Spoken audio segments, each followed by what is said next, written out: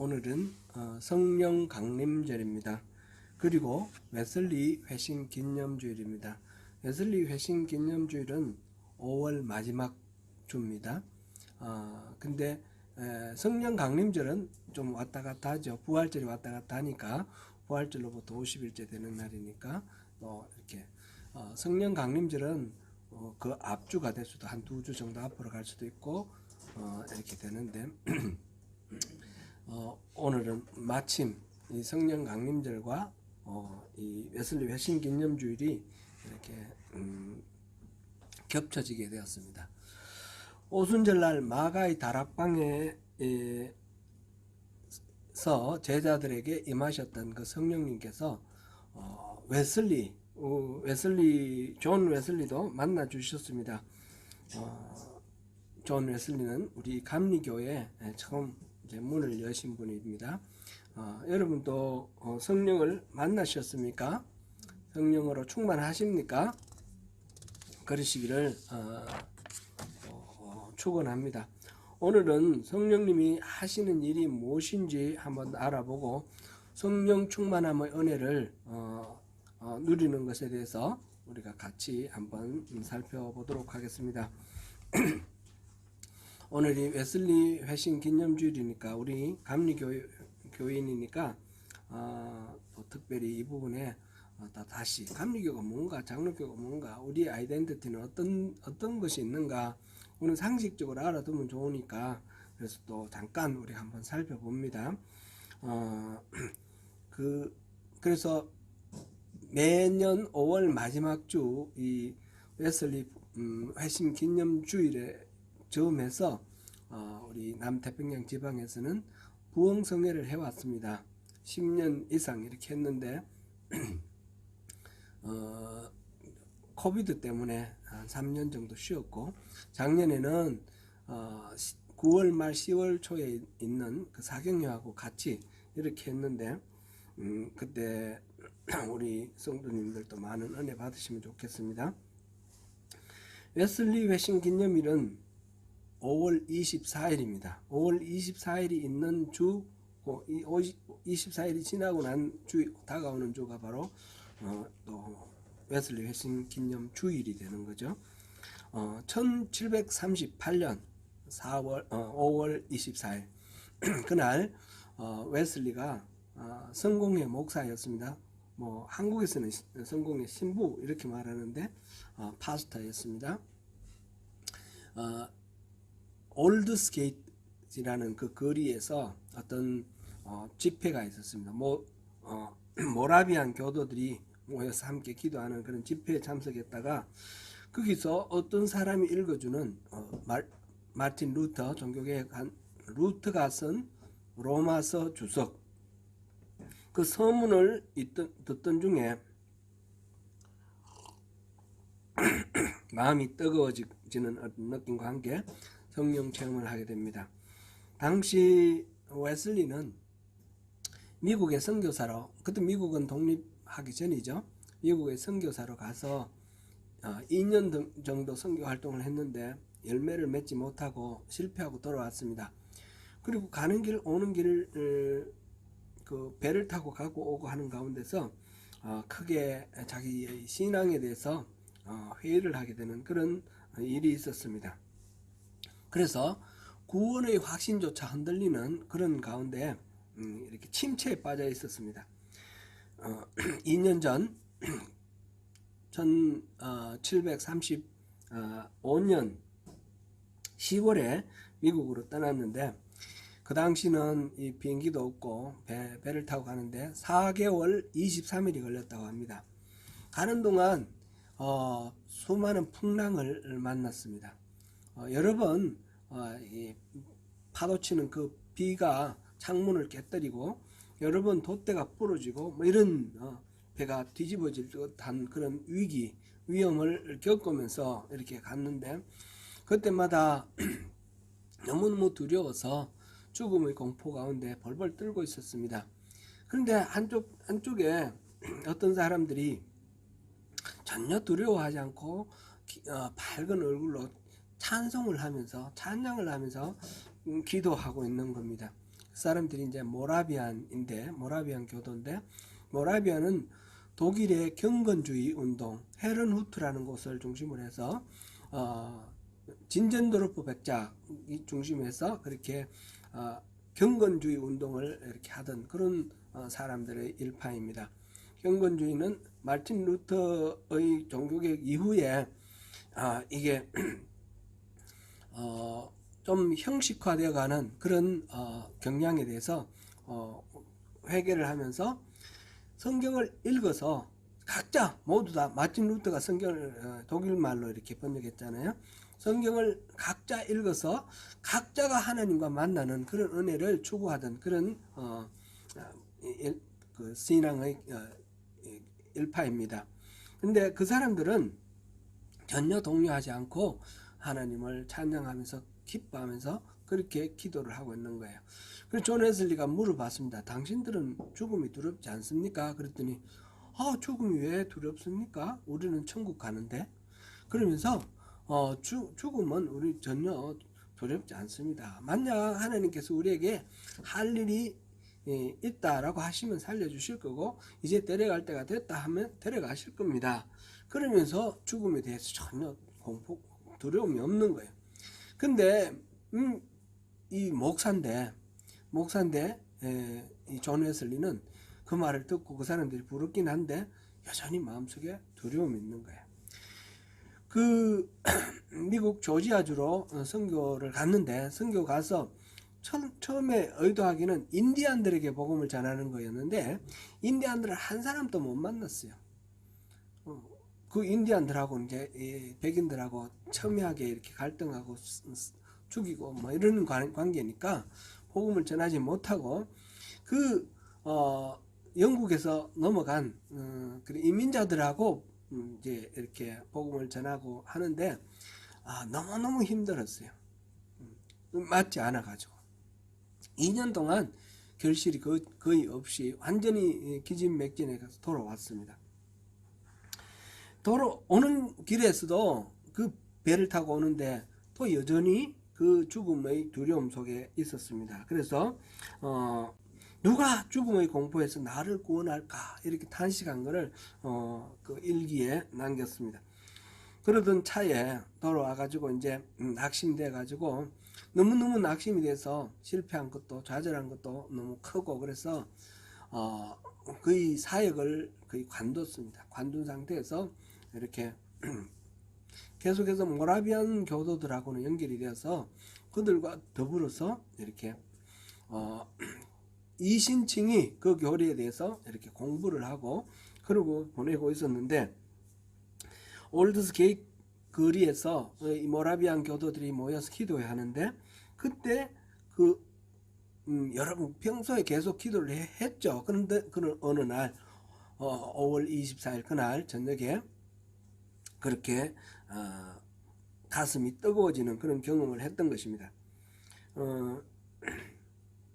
이날 일기를 제가 조금 인용해 보겠습니다.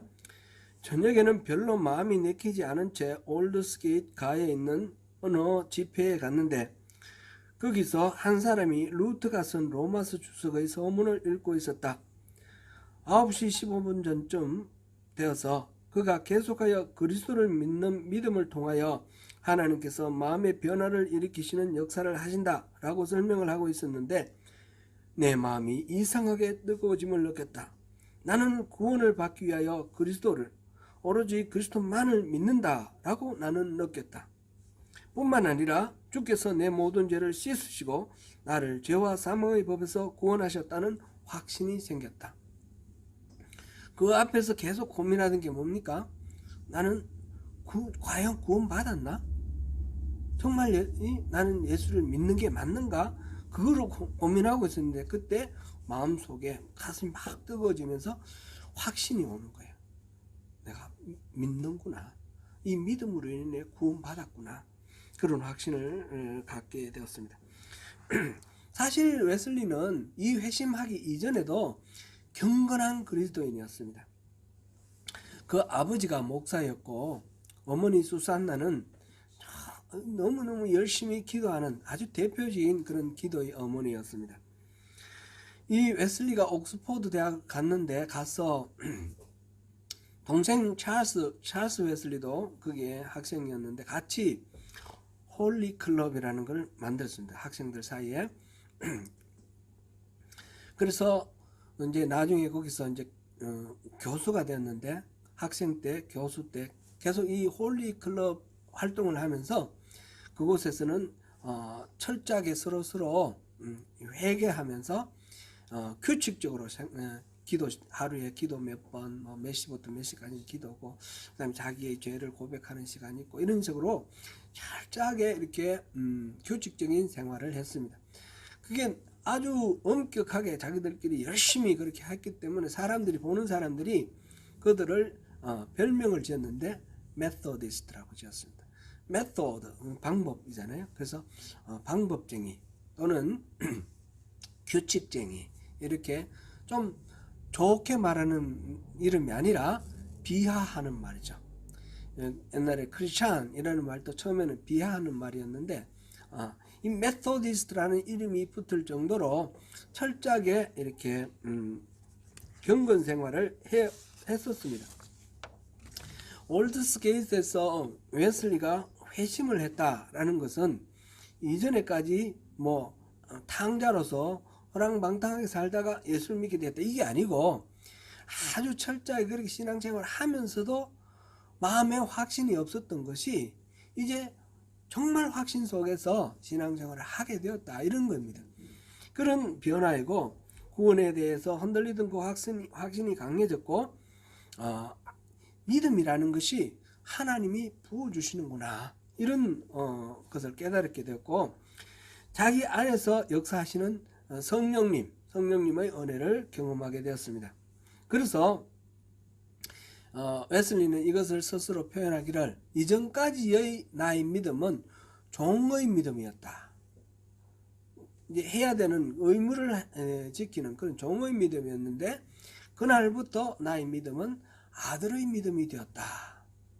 그 하나님 아버지의 그 사랑 안에 신앙하는 그런 아들의 믿음이 되었다, 이렇게 고백을 합니다. 이 웨슬리는 그러고 난 뒤에 여러 번 성령 체험을 더 하게 되는데, 대표적인 게 두 개가 더 있습니다. 1738년 5월 24일 날 성령 체험을 했다 그랬죠. 올드스게이트 그 체험이 있었고, 그해 마지막 날 우리로 치면 송구 영신 예배를 한 거예요, 그 사람들이. 그래서 1739년 1월 1일 새벽 3시가 됐을 때, 그럴 때에 마가의 다락방에 임했던 것과 같은 성령이 그 자리에 그 예배에 참석하는 모두들에게 임하는 그런 경험을 했습니다. 능력이 부어지는, 위에서부터 능력이 부어지는 그런 경험을 하고, 올드스게이트햄으로서 아들의 자격을 갖추었는데, 이제 아들이 되었는데 아들답게 살아갈 수 있는 그런 그 아들의 이름에 걸맞는 능력을 주셨다, 이렇게 자신이 일기에 쓰고 있습니다.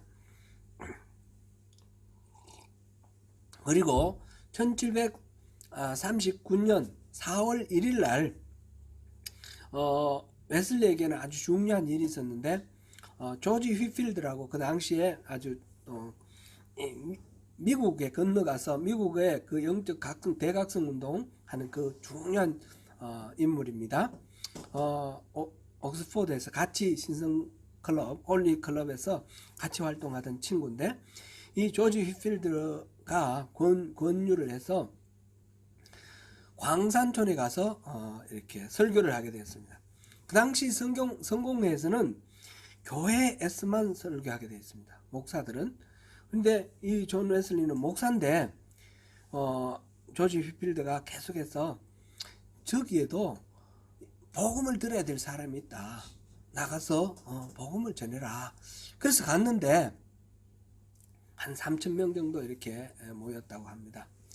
근데 거기서 설교를 하는데 하나님이 성령을, 그 은혜를 부어주셔서 그곳에서 막 병고침의 역사가 일어나고 모두들 은혜를 체험하는 거예요. 복음을 받아들이고. 이거는 존 웨슬리 스스로도 놀라서 충격을 받았습니다. 충격을 받아서 그거 다 일기에 기록하고 있는데, 그러면서 여기에도 복음을 전해야 되겠구나, 그렇게 하고 그 이후에 계속해서 공장지대, 광산지대 이렇게 밖에 나가서 노천 설교를 많이 하게 됩니다. 존 웨슬리는 이거로 인해서 돌 맞고 막 핍박당하는 일들이 많습니다. 드디어 이제 성공해서는 금했는데, 그거를 교단에서 금지하는 것을 어기고 계속해서 바깥에 나가서 결국 직무정지가 되었습니다. 말하자면 목사의 그 자격이 정지가 됐습니다.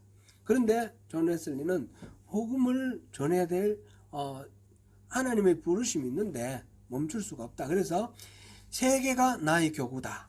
감리교에서 중요한 캐치프레이즈 중에 하나가 그건데, 세계가 나의 교구다. 교회 안에서만이 아니라 온 세계 어디든지 복음이 필요한 곳에는 그곳은 다 나의 교구다. 이렇게 해서 복음을 전합니다. 그래서 나중에 이제 성공해서 쫓겨났죠. 쫓겨나고, 그래서 이 복음 운동을 계속해서 한 사람들의 그룹이 이제 감리교가 됩니다. 감리교가 그 당시 한 50만 명으로 이렇게 됐다 그랬습니다. 그는 굉장히 그 당시 영국 인구로 봤을 때 엄청나게 태어날 때부터 성공의 교인이 되는데, 그 중에 50만 명이 감리교로 이렇게 넘어왔습니다. 그래서 성령의 인도하심 따라 본격적으로 감리교회를 만들어 나갔으며 1791년에 88세의 나이로 존 웨슬리가 죽는데, 그때까지 수만 킬로를 걸으면서 말을 타면서 돌아다니면서 복음을 전했습니다. 이후에 이제 웨슬리의 그 영성을 이어받은 것이 감리교고, 감리교에서 또 이렇게 몇 가지 분파가 있는데, 존 웨슬리가 그 광산촌, 공장지대 이런 사람들을 사회 성화라는 이름으로 그 사람들, 가난한 소외받은 그 약자들, 사회적 약자에 대해서 관심을 촉구하고, 존 웨슬리의 그 가르침에 따라서 이제 산업혁명 시대지요. 그때 산업혁명 시대에 영국에 노조가 생기고, 그 다음에 교회 학교가 생기고, 이런 일들이 일어납니다. 그러면서 감리교가 활발해지고, 거기에서 사회 성화 쪽을 특별히 강조하는 그런 한 흐름이 있었는데, 그게 구세군이 되었습니다.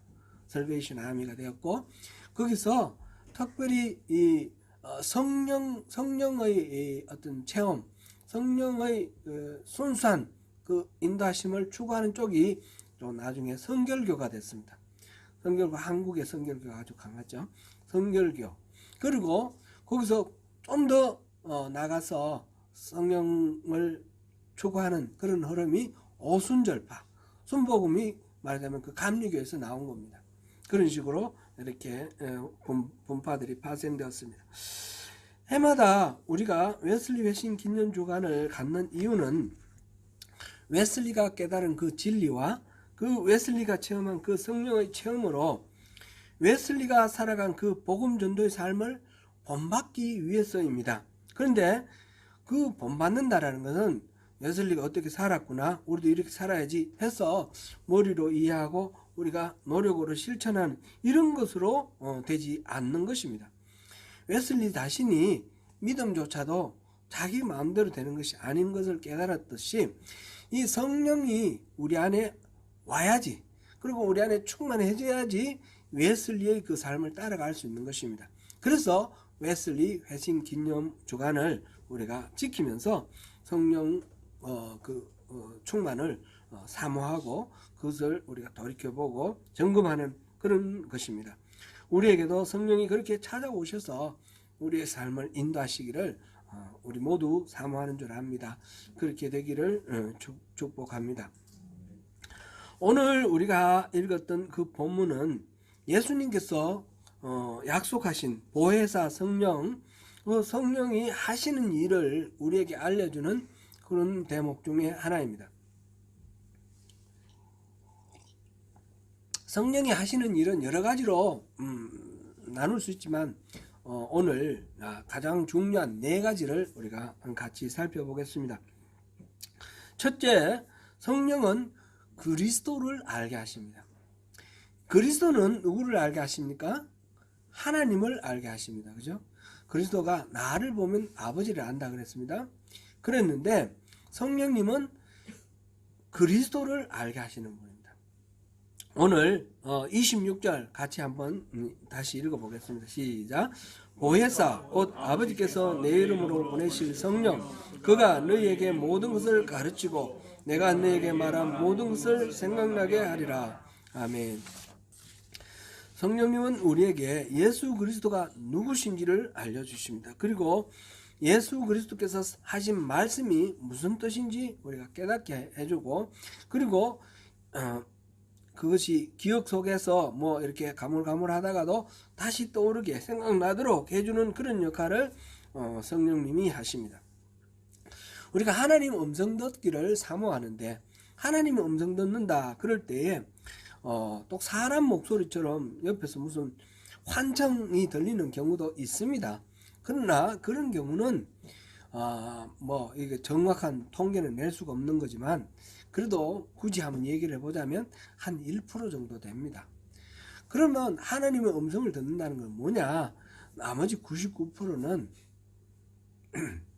생각에, 우리 마음의 생각에 하나님, 이게 하나님의 말씀인가? 하는 그런 게 떠오르는 겁니다. 그런 식으로 말하자면 하나님은 우리 귀에 있는 귀청을 흔드는 것이 아니라 우리 마음에 있는 심금을 흔들어서 그래서 하나님의 그 메시지를 우리가 알아차리도록 그렇게 합니다. 그래서 여기서 성령님이 바로 그 역할을 하는 거죠. 예수께서 무슨 말씀을 하시는지 오늘 나에게 하실 말씀도 성령님을 통해서 우리에게 알려주십니다. 두 번째로 성령님은 지혜를 주셔서 모든 사리를 바르게 분별하게 하십니다. 지혜와 계시의 영, 성령 이렇게 표현하기도 했죠. 요한복음 16장 7절 8절 우리 같이 한번 읽어보겠습니다. 그러나 내가 너희에게 실상을 말하노니 내가 떠나가는 것이 너희에게 유익이라. 내가 떠나가지 아니하면 보혜사가 너희에게로 오시지 아니할 것이요 가면 내가 그를 너희에게로 보내리니 그가 와서 죄에 대하여 의에 대하여 심판에 대하여 세상을 책망하시리라. 예수님께서 보혜사를 보내주겠다 말씀하시고 내가 떠나야지 보혜사를 보낼 수 있으니까 내가 떠나는 것이 더 유익하다 이런 말씀하셨는데, 그러면서 보혜사가 오셔서 보혜사 성령이 오셔서 무슨 일을 하실 것인가, 그것을 여기서 죄에 대하여 의에 대하여 심판에 대하여 세상을 책망하리라 이렇게 말씀하셨어요. 무슨 말씀인지 참 얼른 이렇게 머리에 안 떠오르는데, 세상을 책망하리라, 이 책망하리라는 말, 이 단어가 원래 엘렌코라는 그런 헬란 말을 썼는데, 이 말은 원래 뜻이 노출시킨다, 밝히 드러낸다 이런 뜻입니다. 그래서 죄를 밝히 드러내면 책망하는 것이 되죠. 그런 의미입니다.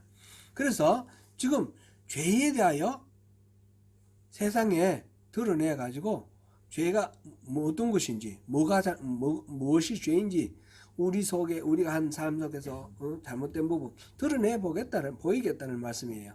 성령님은 그런 일을 하신다는 거예요. 그러면 의에 대해서, 죄와 의는 반대 개념이죠. 의는 예수님께서 내가 아버지께로 간다라고 그렇게 표현을 했는데, 하나님과 우리와의 관계가 바로 선 게 의다 그렇게 말씀을 드렸어요. 그렇게 되는 것이 의고 거기서 벗어나는 것이 죄입니다. 의에 대해서, 죄에 대해서, 그리고 이것들에 대해서 나중에 결과론적으로 심판을 하게 되시는 하나님의 심판, 그것을 밝히 드러내 보이겠다. 그게 성령님이 주시는, 우리에게 주시는 은혜인 것입니다. 그러니까 성령의 이번에 두 번째 기능은, 하시는 이 일은 하나님이 우리에게 사리 분별의 지혜를 주신다는 겁니다. 그래서 죄가 뭔지, 의가 뭔지, 심판은 어떻게 될 것인지 우리가 알게 됨으로써 옳고 그름, 해야 될 일, 하지 않아야 될 일, 이런 것을 분별해서 바로 살아갈 수 있도록 이렇게 이끌어 주시는 분이 바로 성령님이시다. 그런 뜻이 됩니다. 세 번째로 성령님은 우리에게 우리로 하여금 하나님의 뜻을 이루도록 그렇게 인도하십니다. 빌립보서 2장 13절을 같이 읽어보겠습니다. 너희 안에서 행하시는 이는 하나님이시니 자기의 기쁘신 뜻을 위하여 너희에게 소원을 두고 행하게 하시나니. 하나님은 하나님 자신의 기쁘신 뜻, 하나님이 기뻐하시는, 좋아하시는 그런 뜻을 사람들의 마음속에 소원으로 심어준다는 거죠. 그리고 행하게 하신다는 겁니다. 이때 하나님은 성령 하나님입니다. 성령 하나님으로 우리에게, 우리 마음속에 내가 이렇게 살아야지, 하나님 말씀대로 이렇게 살아가야지 하는 그런 소원, 그런 마음을 우리에게 부어주시는 거예요. 율법적으로 이거는 이렇게 해야 돼, 저렇게 해야 돼, 의무적으로 이렇게 우리를 짓누르는 것이 아니라 우리 마음속에 하고 싶은 마음을 불러일으킨다는 거죠. 불러일으켜서 그렇게 하고 싶게 만들고 소원을 두고 그 다음에 그거를 하게 하는 능력을 주신다는 겁니다. 하나님은 그렇게 우리 안에서 행하십니다. 일하십니다. 이게 바로 성령 하나님의 세 번째 일하시는 방법입니다. 그 하나님은 우리에게 소원을 주실 뿐만 아니라 감당할 힘과 능력을 주시는데 그것이 바로 우리에게 주시는 선물인 성령의 은사입니다. 성령의 은사 여러 가지 있겠지만 대표적으로 우리 고린도전서 12장 8절에서 10절까지 한번 읽어보겠습니다. 어떤 사람에게는 성령으로 말미암아 지혜의 말씀을, 어떤 사람에게는 같은 성령을 따라 지식의 말씀을, 다른 사람에게는 같은 성령으로 믿음을, 어떤 사람에게는 한 성령으로 병 고치는 은사를, 어떤 사람에게는 행함을, 어떤 사람에게는 예언함을, 어떤 사람에게는 영들 분별함을, 다른 사람에게는 각종 방언 말함을, 어떤 사람에게는 방언을 통역함을 주시나니. 아멘. 이렇게 여러 가지 성령의 은사들이 있는데 그거는 우리가 주님이 이런 일을 했으면 좋겠다 우리의 마음속에 주신 그 소원을 행할 수 있는, 소원만 있고 할 능력이 없으면 그건 너무 비극적이잖아요. 할 수 있도록 해주신다는 겁니다. 소원을 주시고 행할 능력을 주시는 분이 우리 하나님이십니다. 이렇게 성령의 은사를 받으면 바로 하나님의 기뻐하시는 그 소원을 이루어드리기 위해서 우리가 사역을 하고 또 그런 삶을 살게 되고 그렇게 됩니다. 네 번째로 성령은 우리의 인격과 우리의 성품을 변화시켜 주십니다. 그래서 예수를 닮게 합니다. 그 결과가 바로 성령의 열매입니다. 갈라디아서 5장 22절에서 23절 같이 읽어보겠습니다.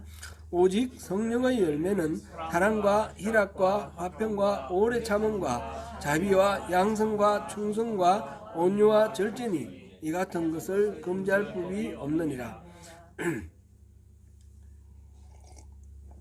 성령이 하시는 일을 간단하게 말하면 이상의 네 가지로 요약할 수 있습니다. 첫째는 성령은 그리스도를 알게 해줍니다. 두 번째로 성령은 하나님의 기준에 맞는 사리 분별의 지혜를 주십니다. 세 번째로 성령은 하나님의 소원을, 하나님이 기뻐하시는 뜻을 우리 마음속에 소원으로 두게 하시고 그를 할 수 있는 능력, 은사를 주십니다. 네 번째로는 성령님은 우리의 인간됨, 성품을 변화시켜서 하나님을 닮는, 하나님의 거룩한 성품에 참여하게 하고 작은 예수라 불릴 수 있도록 우리를 그렇게 변화시켜 주시는 그런 역할을 합니다. 우리는 앞에서 웨슬리의 회심에 대하여 살펴보았습니다. 웨슬리가 어려서부터 경건한 신앙생활을 해왔습니다. 옥스포드에 들어가서 하나님을 위해 자신의 삶을 전적으로 헌신하기로 그렇게 결단하고 목사가 되었습니다.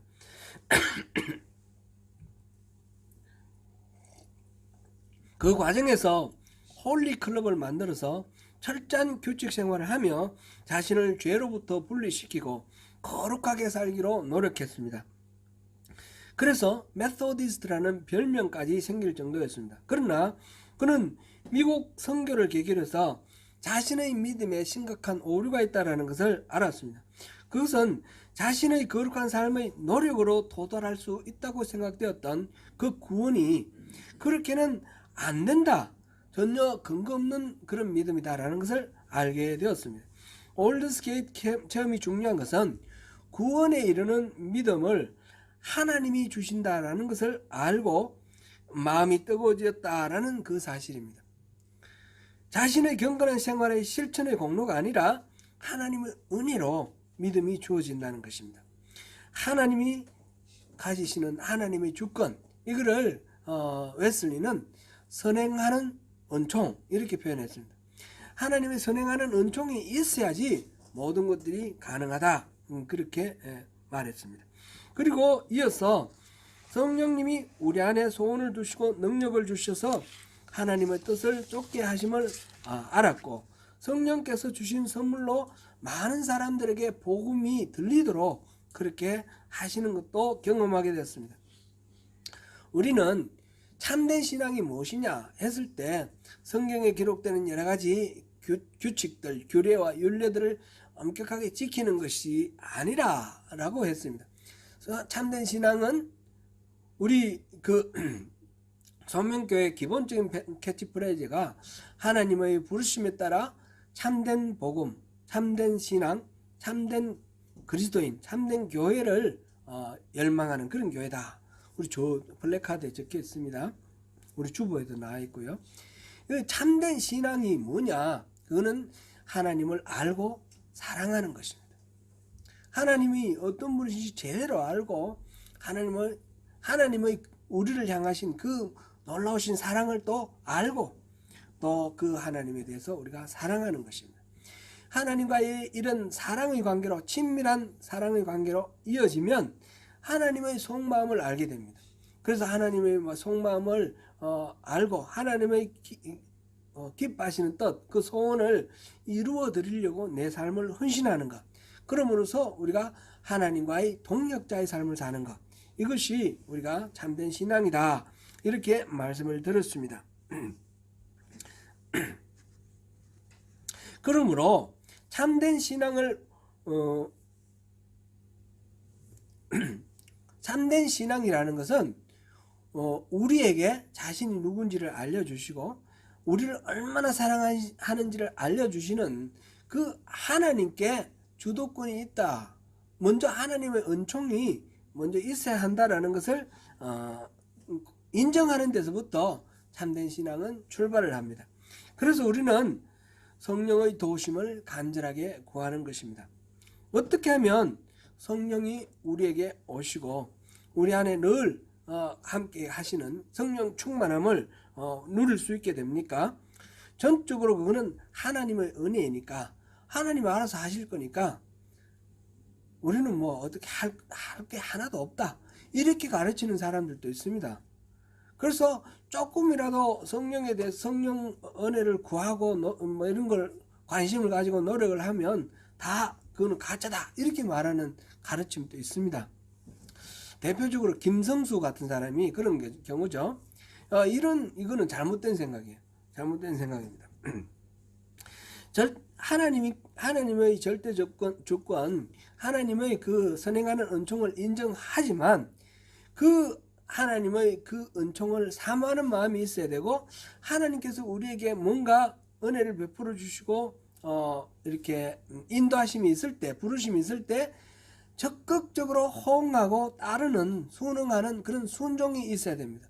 그래야만 이 성령님이 우리를 점차 온전하게 다스려 갑니다. 하나님이 일방적으로 모든 걸 다 하고 우리는 아무것도 할 것 없다 그러면 성경에 나오는 수많은 그 하나님의 명령들, 내게로 돌아오라, 나를 찾으라, 그런 명령들은 그러면 다 의미가 없는 겁니까? 그런 게 아닙니다. 찾으라, 돌아오라, 이런 하나님의 명령대로 우리가 그렇게 할 때에 하나님께서 일해 주신다는 것입니다. 그렇다고 해서 내가 뭘 일했다, 그런 뜻은 아니죠.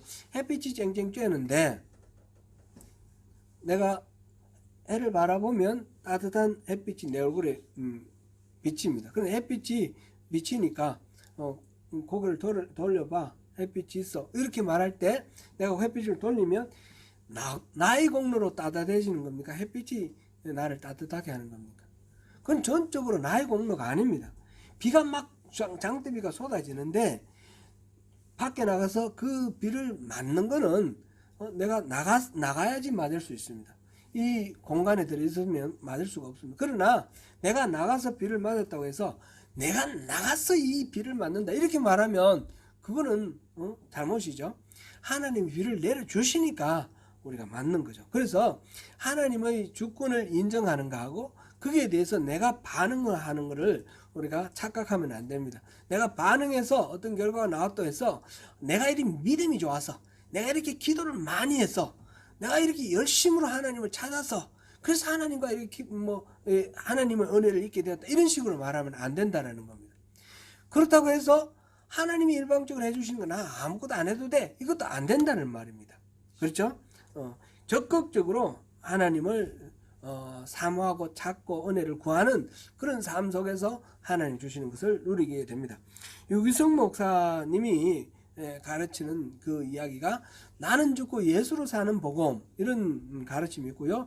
매일매일 예수 동행 일기를 쓰라 그렇게 가르치시는데 참 그 좋은 사례가 될 수 있겠습니다. 우리가 거룩하게 성화되어 가는 것은 성령의 열매입니다. 성화 거룩해지는 과정은 분명히 과정이 있고 시간이 필요합니다. 그러나 성화를 내가 열심히 경건의 노력을 해서 이루어가는 것이다 이렇게 생각하는 것은 잘못된 생각입니다. 성령님이 일하심으로 우리 안에 성령의 열매가 맺어져서 우리가 점차 열매가 성숙되어가는 그런 것이 성화의 과정입니다. 데살로니가전서 5장 23절에서 24절을 보시겠습니다. 평강의 하나님이 친히 너희를 온전히 거룩하게 하시고 또 너희의 온 영과 혼과 몸이 우리 주 예수 그리스도께서 강림하실 때에 흠없게 보존되기를 원하노라. 너희를 부르시는 이는 미쁘시니 그가 또한 이루시리라. 미쁘시다 이 말은 우리가 요즘은 잘 안 쓰는데 옛날 말이죠. 이거는 믿을 만하다, 신실하다 그런 뜻입니다. 너희를 부르시느니 하나님은 신실하신 분이기 때문에 그가 이렇게 말씀하시면 반드시 이루어진다 그런 이야기죠. 그 평강의 하나님이 친히 너희를 온전히 거룩하게 하신다. 하나님이 우리를 거룩하게 하신다라는 겁니다. 분명히 그렇게 하나님께서 우리를 거룩하게 하실 것입니다. 그런데 이거는 순간적으로 우리가 거룩해지는 게 아닙니다. 예수를 믿고 하나님을 우리가 우리 주님으로 영접한다고 해서 금방 거룩해지는 것이 아니라는 것입니다. 그렇다고 해서 내가 예수를 믿었는데 내가 아직 성인까지 다다르기에는 내 속에 너무 죄가 많아. 나는 아무것도 아니야. 내가 이게 평생 이렇게 고행하고 수도해서 나중에 이제 참된 그리스도인이 될 거야. 이렇게 생각하는 것도 아닙니다. 아기가 엄마 태중에 잉태가 되면 그 아기는 사람입니까? 아닙니까? 사람입니다. 잉태하는 순간부터 사람입니다. 태어나고 그 다음에 양육의 과정을 거치면서 자라고 그래서 점점 인격적으로 온전한 그런 인간으로 자라갈 겁니다. 우리의 성화도 마찬가지입니다. 그리스도인으로 예수를 믿고 주님을 영접하는 순간 우리는 본 again 다시 거듭나서 하나님의 사람이 되는 겁니다. 그러나 이게 이 시간과 과정이 필요합니다. 성령님이 우리 안에 오셔서 우리의 인격과 성품을 거룩하게 다듬어가고 만들어가는 그런 과정과 시간이 필요하다라는 것입니다. 그러므로 우리가 주님과 친밀한 관계를 맺는다라든지 또는 온전히 거룩한 사람이 된다라고 할 때 우리 그리스도는 그렇게 해야 된다 그럴 때 이거를 무거운 짐으로 느끼고 이걸 또 하나의 율법으로 이렇게 생각을 하면 그거는 우리 착각입니다. 그거는 오히려 하나님이 우리에게 주시는 은혜입니다. 우리가 하나님과 친밀하게 사귈 수 있는 은혜.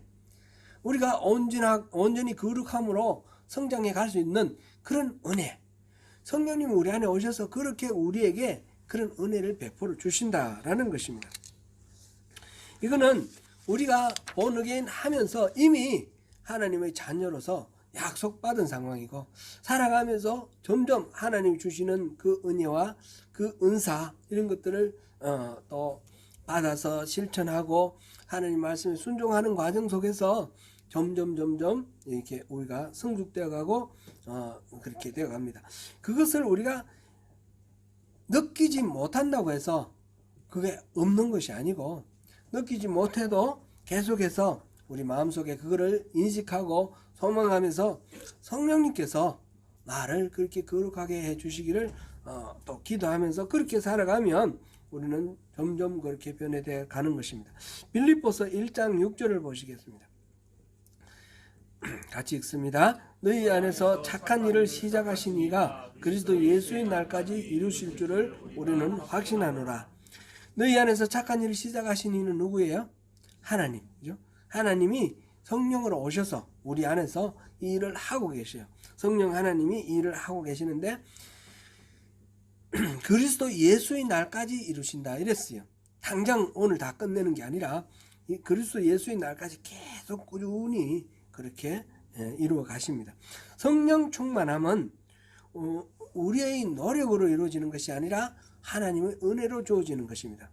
그러나 성령 충만함은 그냥 주어지는 것이 아니라 성령의 인도하심을 온전히 따를 때에 이루어집니다. 그러므로 우리가 이제 로마서와 우리 갈라디아서에 보면 그거를 육신의 소욕, 성령의 소욕 이렇게 구분을 했는데, 내 육체가 만족을 구하기 위해서 이렇게 죄의 본성으로 구하는 것과 성령님께서 하나님이 우리 속에 소원을 두시고 원하는 그런 마음 두 개가 우리 속에서 끊임없이 싸우고 있는데, 이 성령의 인도하신 대로 따라가는 그 삶이 계속해서 이루어질 때 이 죄의 본성이 이끄는 이 삶이 점점 없어지는 거예요. 처음에는 이게 99가 이기고 이 성령 소욕 들어가는 게 한 번만 이기는 그런 삶을 살다가도 계속해서 이런 삶을 살게 되면 나중에 성령의 소욕대로 사는 삶이 99가 되고 내 육신의 소욕대로 살아가는 삶이 1이 되고, 이런 식으로 우리가 거룩해져 가는 것이죠. 그래서 우리는 끊임없이 나는 죽고 그리스도로 사는 삶, 이때 나는 죄의 본성의 납니다. 그리스도는 내 안에 계신 성령님이 인도하시는 그 삶입니다. 예수와 동행하는 삶, 이런 삶을 살아가는 것, 그것 자체가 우리에게 주시는 이렇게 억압하는 어떤 의무가 아니라, 그렇게 성령님 말씀 인도하신 대로 살아가는 삶을 우리에게 허락하신 은혜입니다. 그거를 누리면서 살아갑니다. 때로는 실패하기도 하지만 또 깨닫게 해주시고 이끌어 주시는 그 성령님이 우리 안에서 일해 가시는 것이죠. 갈라디아서 2장 20절 읽어보겠습니다. 시작.